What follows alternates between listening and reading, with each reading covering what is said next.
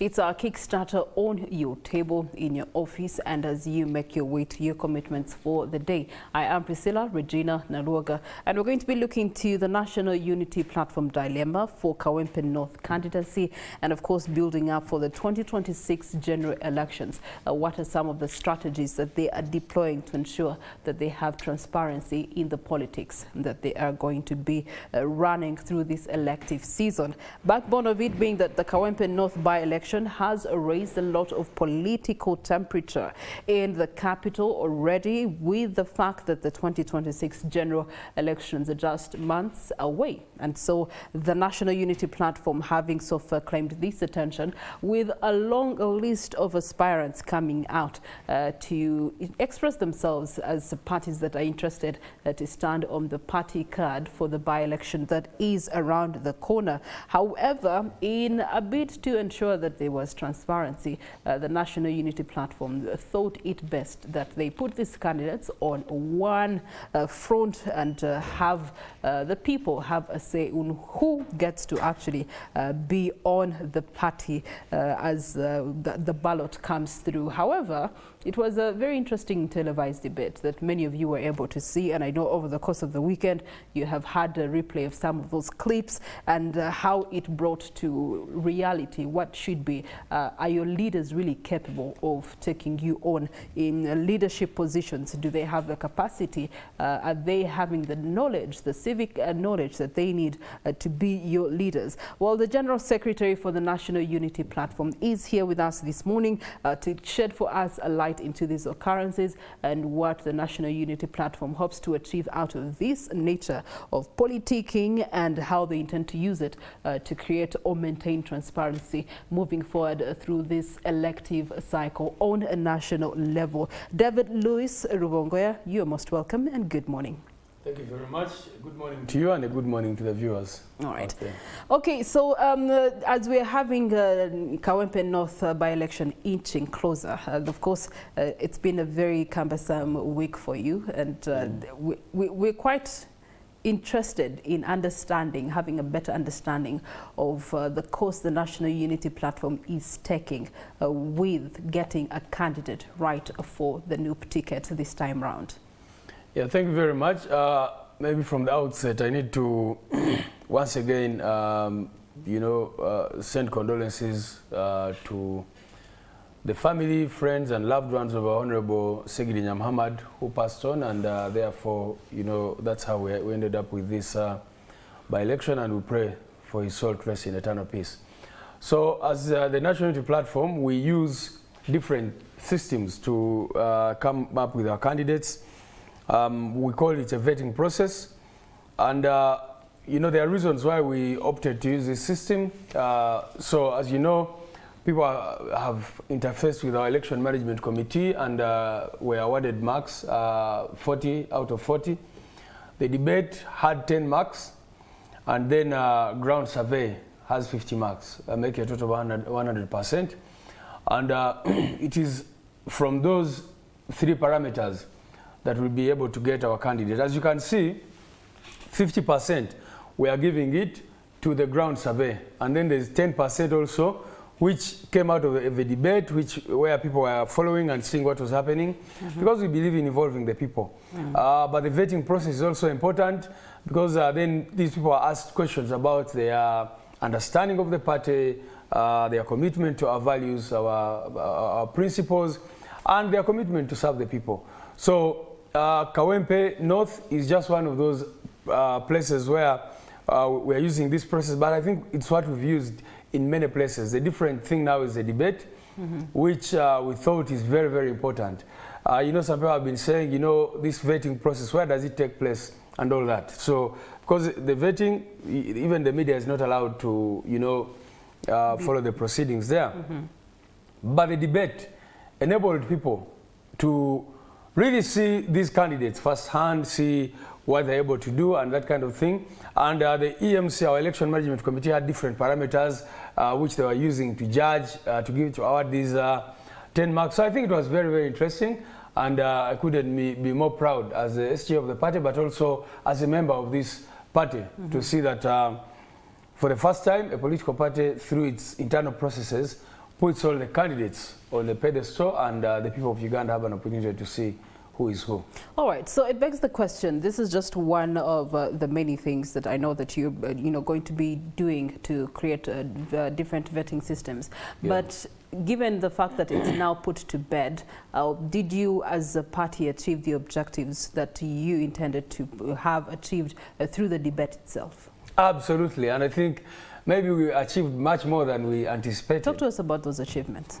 Because first of all, we wanted the public to follow what is going on. Mm-hmm. And I think the whole country was glued on this debate, trying to see what was going on. So for us, it gave us an opportunity. And as you can see, the debate was both comical, it was entertaining, but also very, very serious.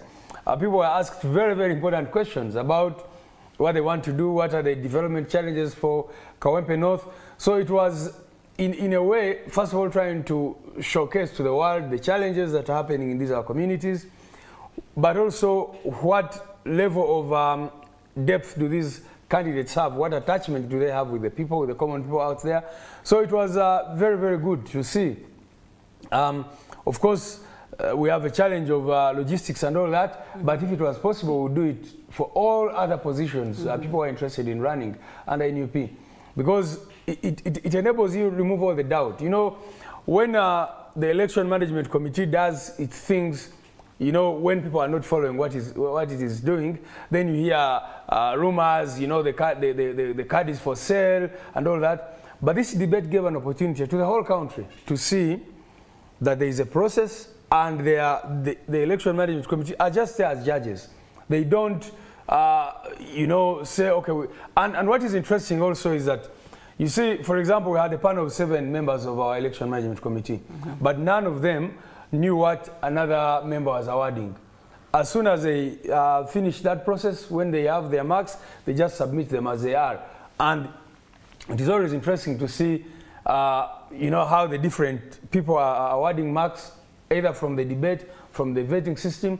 So we do all this to ensure that there is transparency, but there is also fairness. That, you know, people don't sit somewhere and decide that.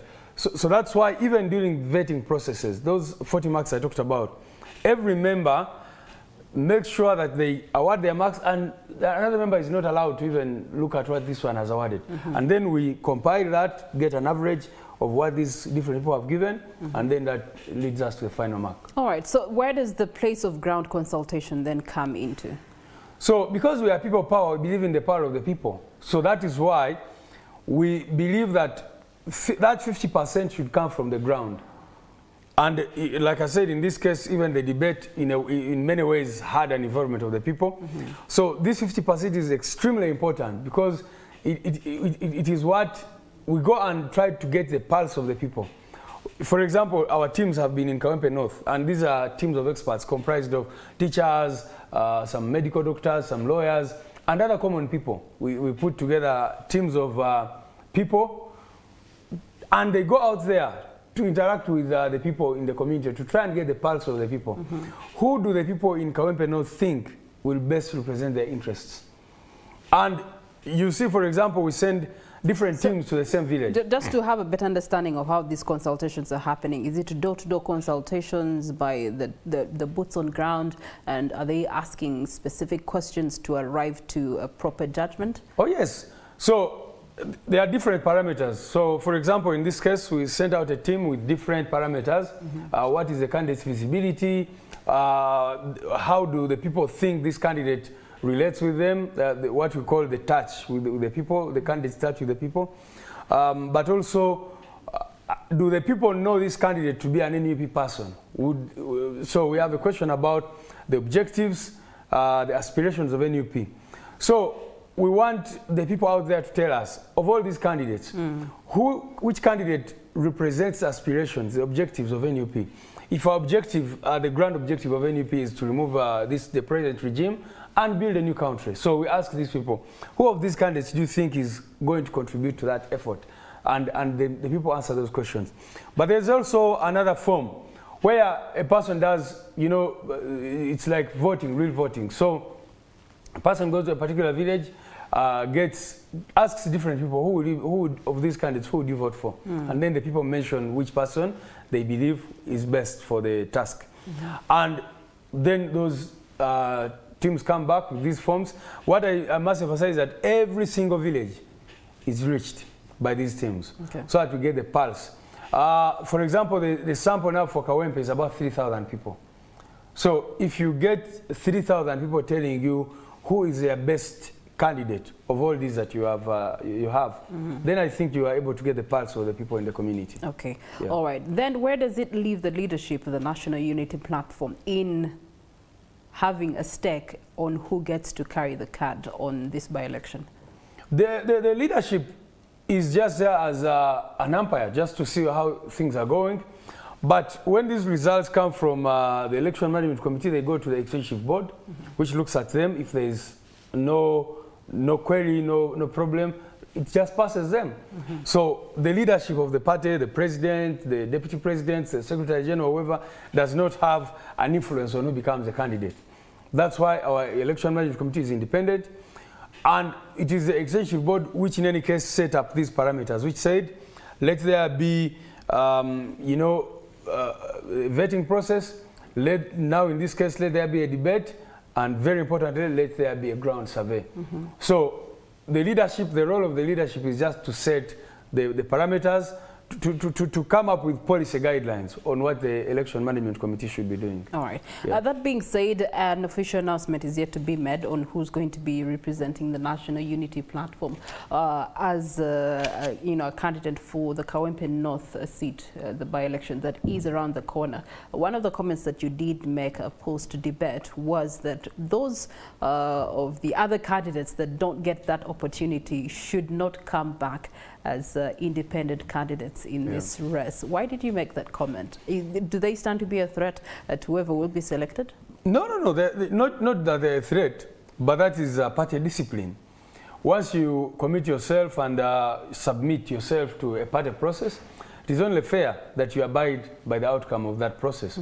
And so we believe that, these people should be able to, first of all, when you go for vetting, you even sign a consent form, which says that I have submitted myself to this process and I will abide by the outcome of this process. So we believe that these people should be able to abide by that. But also our constitution says that if you are a party member and you run as an independent, you lose your membership of the party. And we wouldn't want to lose these people as members. So we hope that they will be able to support the official party candidate, whoever that candidate becomes. And it is also important because we've seen that many times if a person goes through this vetting process, does not get maybe the seat they wanted, at times they're able to, in the next round, to go for a lower position or to even come for the same position and make it.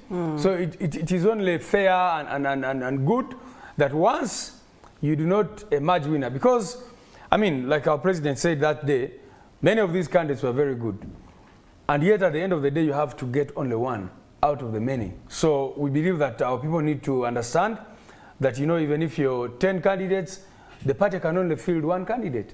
So these other 9, we ask them to support the official party candidate. And while your ask is coming from a good place and a good heart, let's look into the lenses of history. The NRM party back in 2013, it ousted or expelled some members of its party simply because they were having a difference in opinion. They wanted to stand as independent candidates, and they were ousted from the party on the issue that you have raised. It's a case of discipline. And so if any of these candidates who have a right anyway to stand as independent candidates do not follow through with that plea and that request, what would be the implications?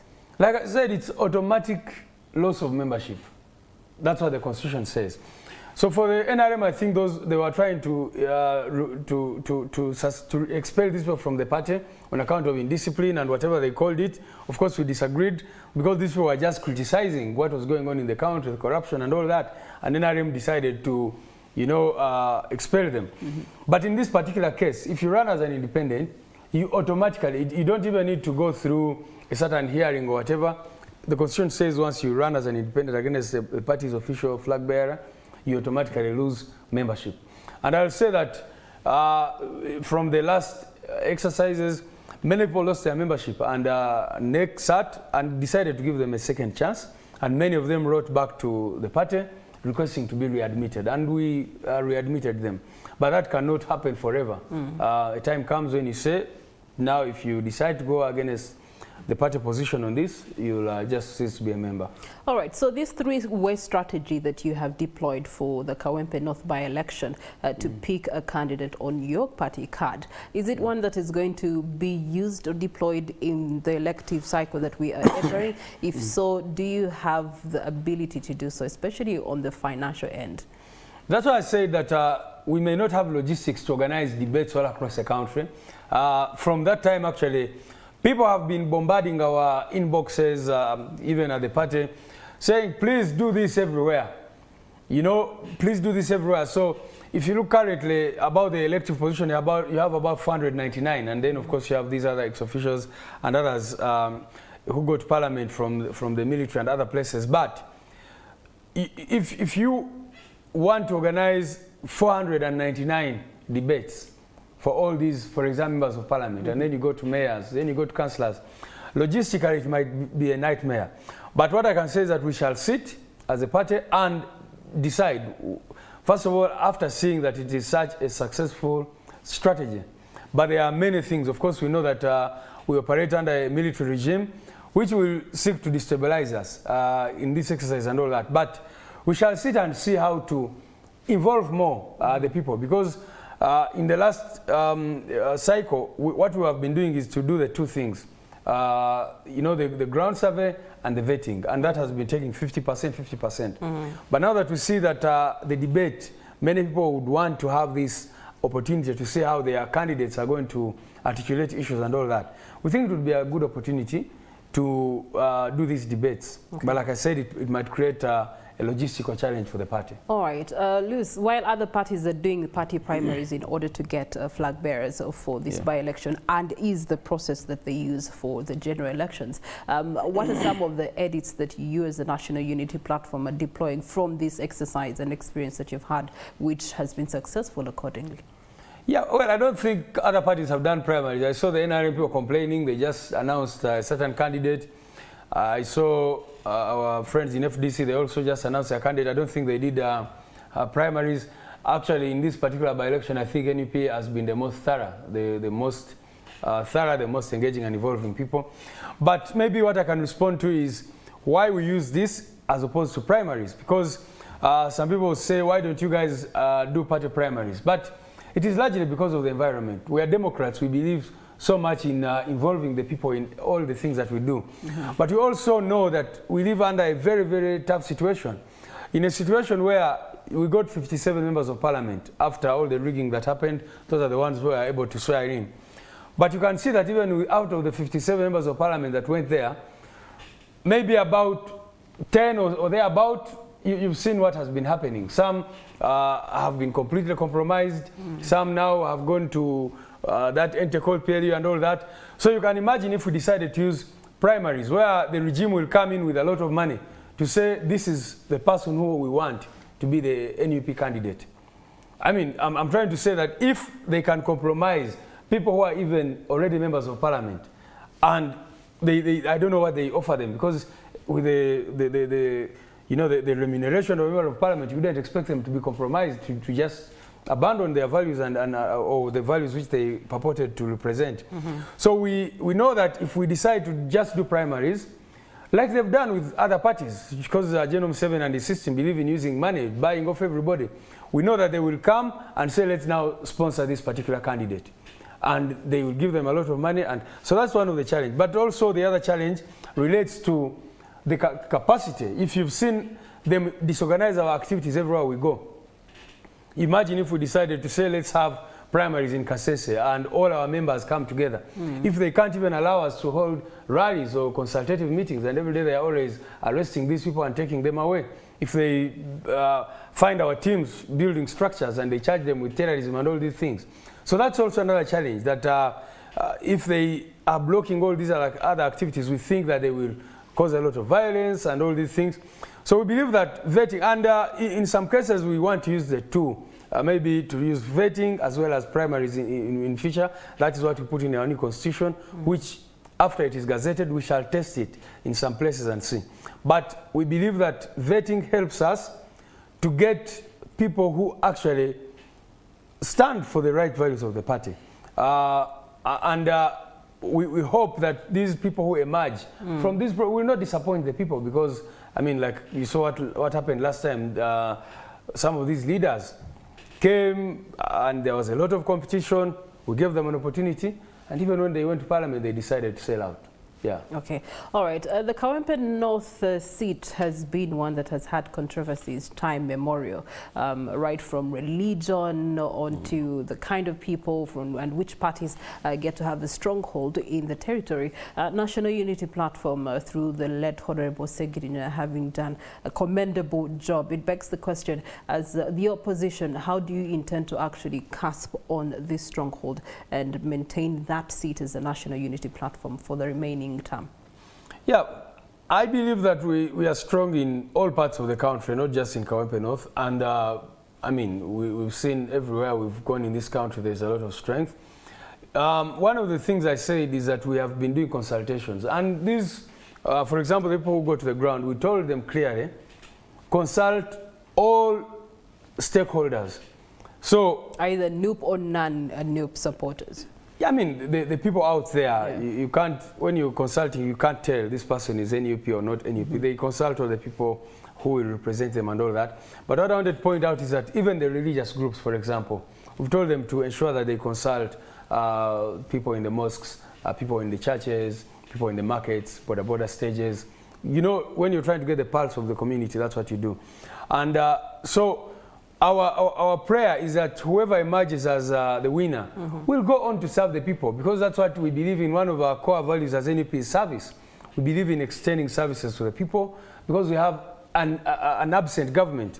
We have a government which is not doing this work. So that is why members of parliament, mayors and others end up having to play the role which government should ordinarily be playing.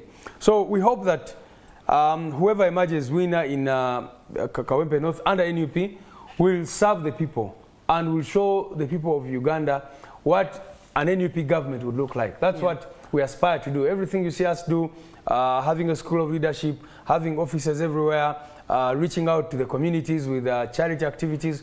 We are trying to speak to the people of Uganda that, look, once NUP is in power, this is how we shall serve you, we shall extend services to you, but we shall prioritize the community. We shall prioritize the people, the common people of Uganda. All right. Speaking of service delivery, I mean, aren't you setting a difficult precedence before you? Because ideally, what an honorable member of parliament should be doing should be embedded within the constitution, first of all, and they shouldn't be serving the community and the constituents on their own personal behalf or on a party behalf, but on the people, and the people being Ugandans. And so, of course, the case for example, the late Honorable Segirinya, who by his own personal means was able to serve his people right from the grassroots to the level of an MP by his own means. However, yet the position that he was sitting in as at the time of his death was then to legislate and ensure that it's not just the people of Kawempe that are served, but the people of Uganda that are being served. And so setting that precedence that whoever then comes in must from their own pockets and by their own means serve the people of Uganda, they will be left, you'll be living a good mile on one end, but on the opposite end, when another party comes in to take leadership on, for example, 2026, 2031, and they're not doing what these leaders are doing, you'll be leaving, for example, the people of Kawempe in catastrophe. Actually, when I say serving the people, I don't mean giving them handouts. As NUP, we believe, and we've consistently said we believe in giving people a hand up and not handouts. So every MP, every leader has their own approach to service. But when I talk about service, it's to represent them. Make sure you are their voice. When you're in parliament, talk about the issues that affect these people. If you have a problem of garbage, drainage, high taxes, the high cost of living. So when I talk about serving the people, these are the things mostly I'm talking about. The roles of a member of parliament, oversight, playing the oversight role. making sure that if government has allocated a certain amount of money to serve the people of Kawempe North, that money is not embezzled by some people elsewhere. Look at the state of the referral hospital, which is located in that constituency.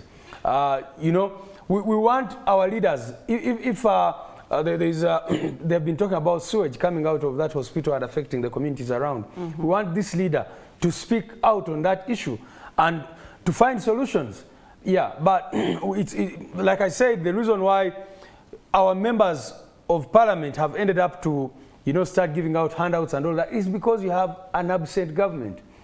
So you find that, you know, like right now we've been moving to different places, trying to help people. Even people are so poor, they can't even afford to take children back to school. So you find that these people are looking up to the MP, to the LC, 5 chairperson, to the mayor, to help them take back the children to school. But why should these leaders be doing that? Because that eventually actually breeds corruption. Because if a member of parliament with the salary they get, if they decided to spend all of it on the constituents, it means that they will have to look for more money. And you know, there's also this pressure of, I have to participate in the next election.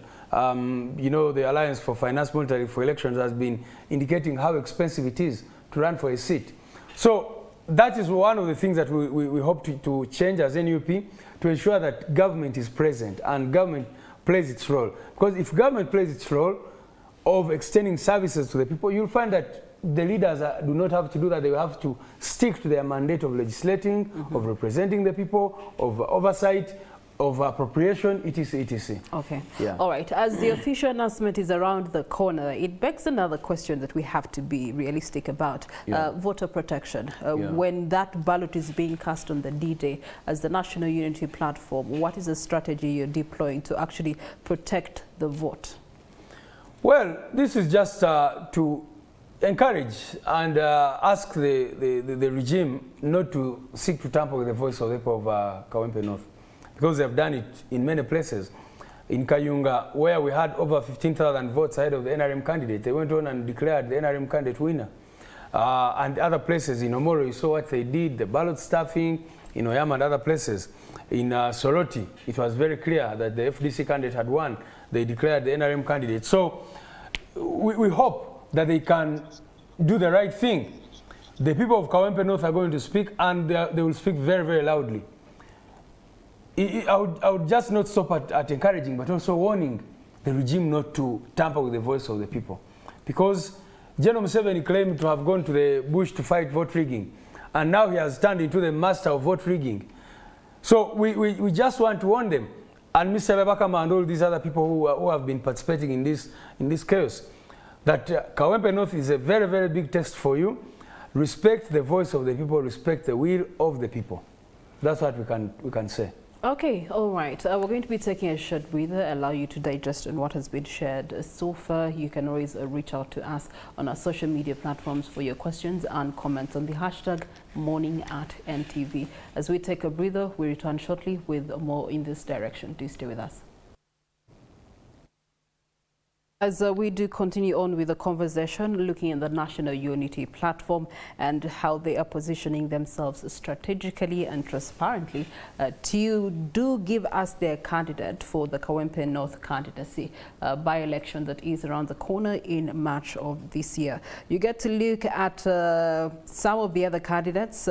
For the rest, you do have Farida Nambi of the National Resistance Movement, Sadat Muchibi, aka Khalifa Aganaga, who the FDC unveiled last week. You do have Musitwa Ismail for People's Progressive Party, Hanifa Karadi Independent, and a former National Resistance Movement person.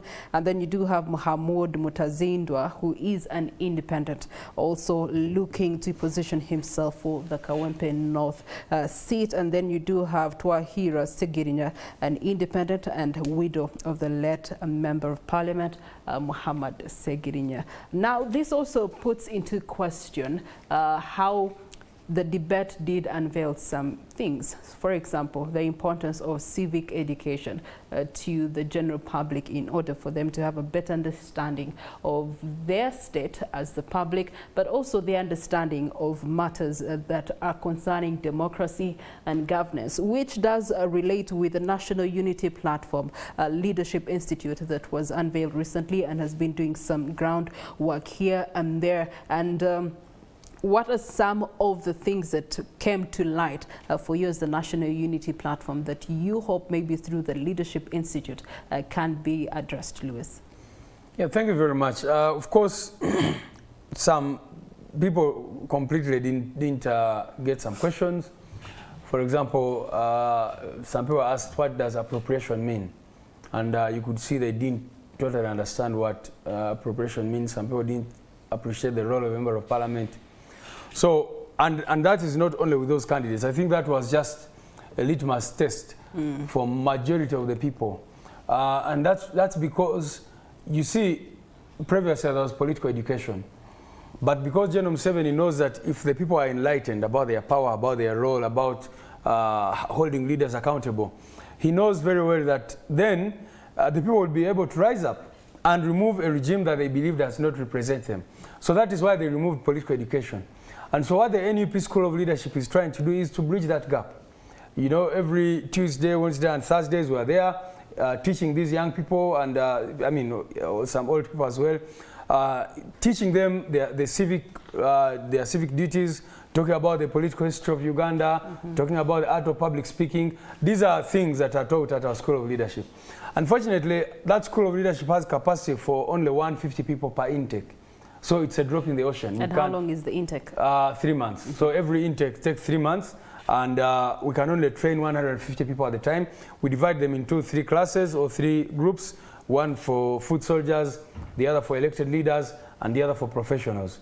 So we can only reach out to a few, and our approach has been the trainer approach, so that these people that we train have an opportunity to go and train others.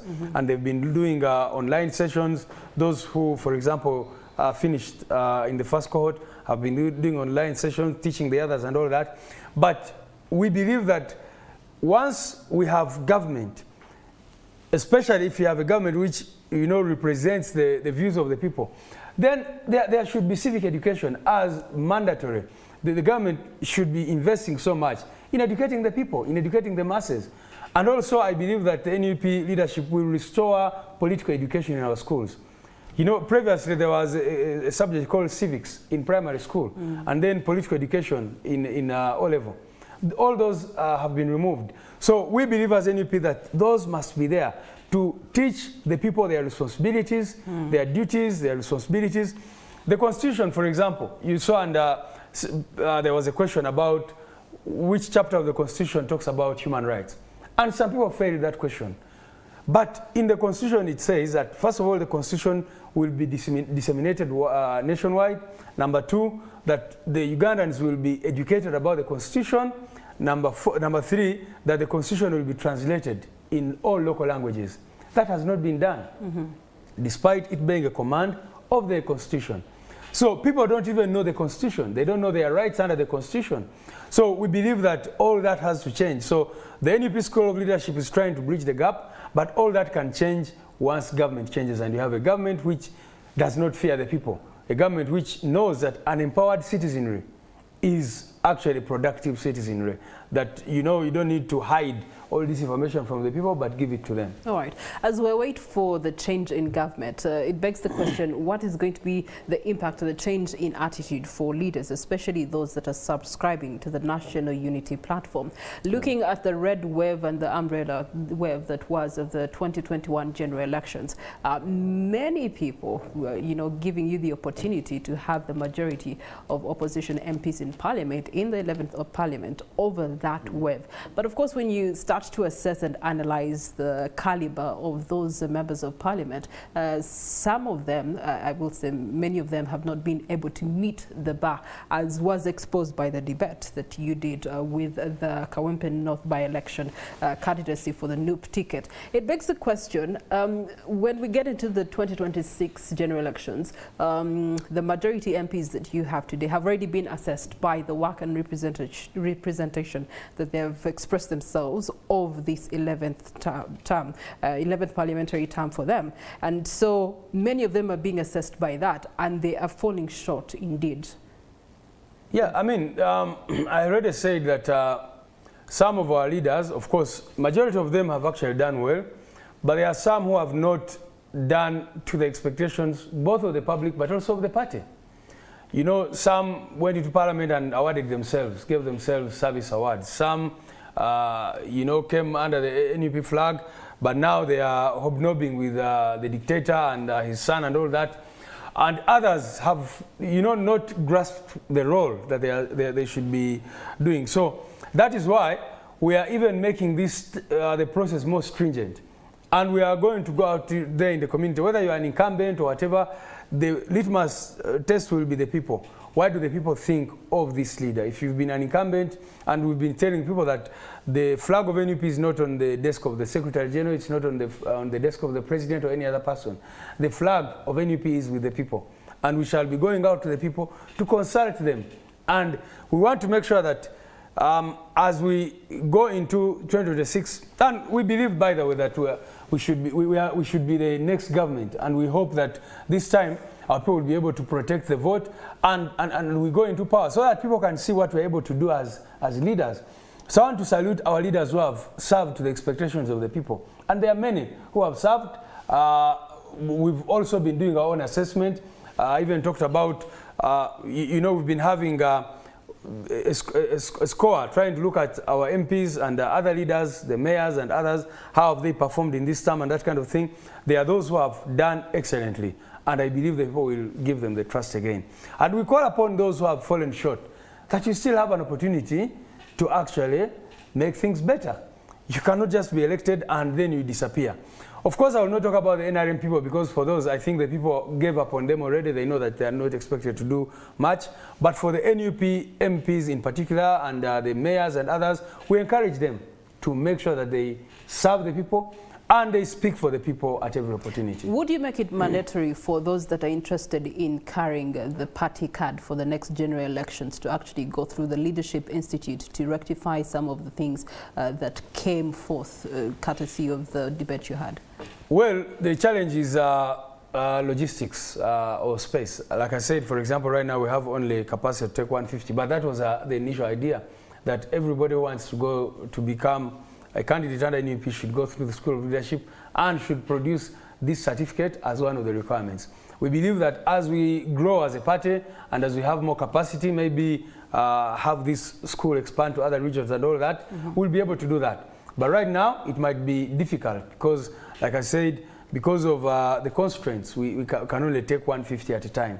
And yet, in an election, you'll find that you have thousands and thousands of people expressing interest in running for the different positions. All right, given the ideals of the National Unity Platform, who is the nature and the caliber of leader that they should be expecting you to present to them as a candidate as we build up to the different elective positions for 2026?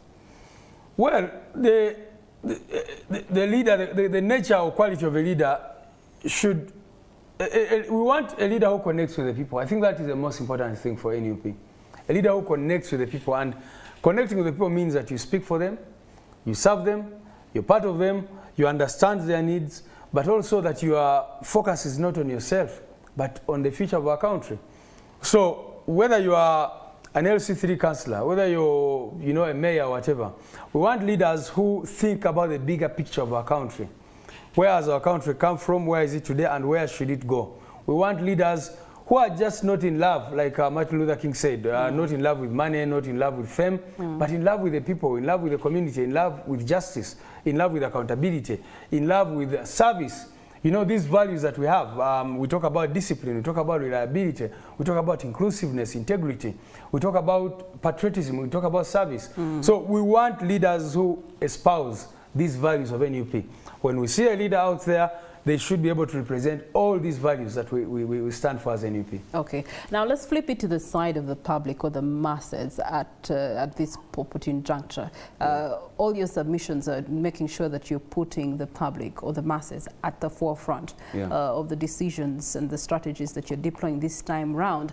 However, there's a civic education, gap on the side of the masses too. Then there's also the fact that they have this understanding that as a member of parliament or whatever elective position, you have the power and the will to move certain things, especially as far as service delivery is concerned. So if term in, term out, they're not seeing change or effect to service delivery or the poor service delivery that they're having currently, then they're blaming it on their leaders, not necessarily understanding that their leaders are just part and parcel of the bigger picture of governance and democracy in the country. And so when you go to the ground and ask them, how do you feel about this person? Are they meeting your needs as the people, for example, of Kawempe? And perhaps they're saying no on the account that the roads have not been worked on for the last 2 elective terms, which is not necessarily the case of the member of parliament that is representing them, but maybe the case of budgeting, among other issues that can come in between the national corridors. So are you putting into consideration that even the masses themselves may not actually be not aware of their status, of their position, of the education that they should be using to then give you the information that is worthy of picking the caliber of leaders you're talking about? Yeah, well, that is why actually we've been educating the people about this idea of people power and telling them, look, we need to change government. We need to remove a regime that does not serve your interests. And we've been telling them that the change they need will only come when they have a government that actually works for them. And we want them to understand that these roads, that's why we've been talking about corruption, the money that we lose in corruption every year, 10 trillion. We've been telling people what it can do to fix their lives. You've seen now USAID has stopped funding many of our activities here. And, HIV clinics are closing down, there are all these problems. But we have enough money to fix these problems on our own. If that money was not lost through corruption, if that money was not being used for, useless things, for lack of a better word. There's a lot of negatory expenditure that does not serve the people, etc., etc. But in terms of when we reach out to the people out there, and we believe that even if this leader is not able to fix these roads, they should be able to fight. For example, if you're on the floor of parliament, speak about it, and your people will see you. You may not be able to ensure that there is a new market constructed in the area, but if you believe there should be a market, or if that's what the people are demanding, in parliament, in the local council, do that, or lead a protest. Because sometimes, as you've seen, this regime will only respond if the people go out on the streets and start protesting, etc., etc. So the people, I don't think the people expect you to use your money to buy graders and fix roads, etc., etc., but most importantly, to speak for them.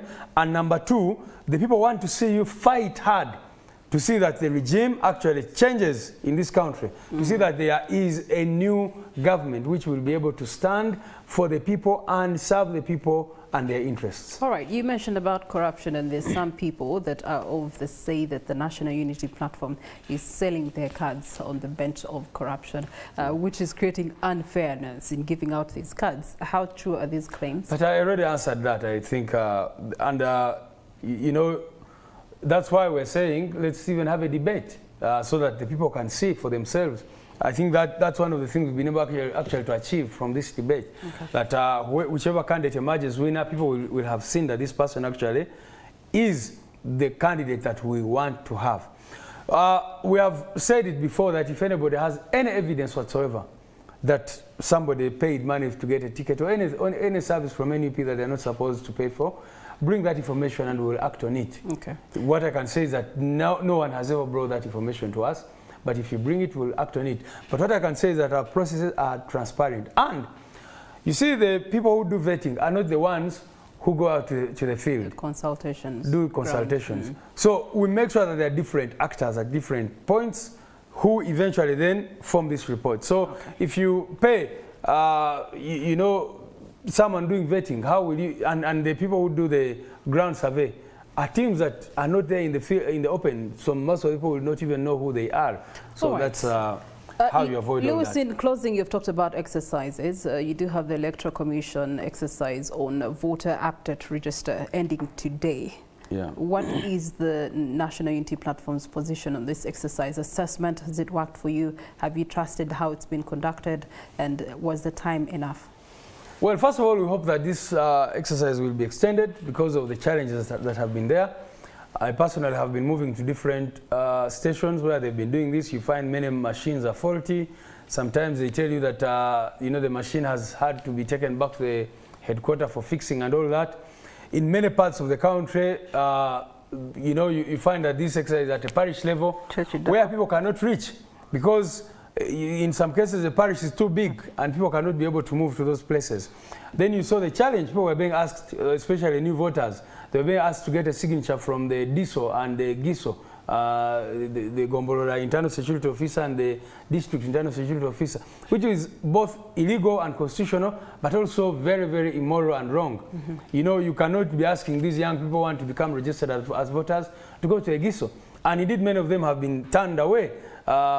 We believe it is a strategy by the regime to ensure that these millions of young people who are not registered are not able to register. Because if a person does not even have money for food, you're telling them to get transport, to go up to the DISO's home. Some of these DISOs don't even sit in offices, and GISOs, they are always moving in communities, at their homes, etc., etc. How do you expect these people to become registered as voters?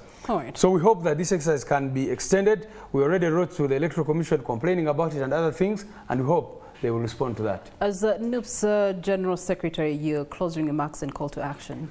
Well, I want to appreciate you so much for hosting me today, and I want to appreciate our people for the support, for the love. We've been going everywhere, and you can see the yearning for change. Everywhere we go with our president, you see a lot of people come out to support us and all that. So we want to appreciate people for the support. We ask all the young people to go out there and register as voters. Go out today, make sure you register as a voter. If you want to transfer, go and transfer. Do whatever it takes. Because like we've already said, you cannot protest about a rigged election if you are not a voter. So go and become a voter and be able to fight for democracy, fight for your right, and ensure that we have better.